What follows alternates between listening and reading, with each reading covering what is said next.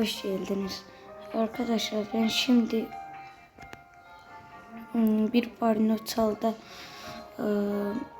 karakterlerimi göstereceğim. Arkadaşlar yorumlar kısmına öz Roblox'taki isminizi yazabilirsiniz. Ve size Tralalelo verebilirim arkadaşlar.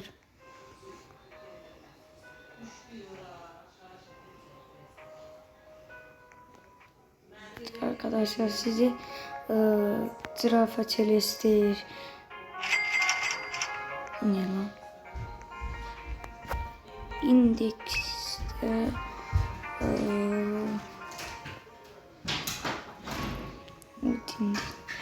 benim bir tane Tralalelom çalındı ya. Tralalelom çalınmış. Hayır.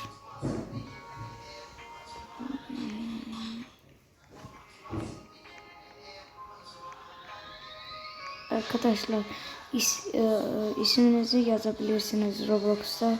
Size destek olabilirim. Like atıp abone olmayı unutmayın.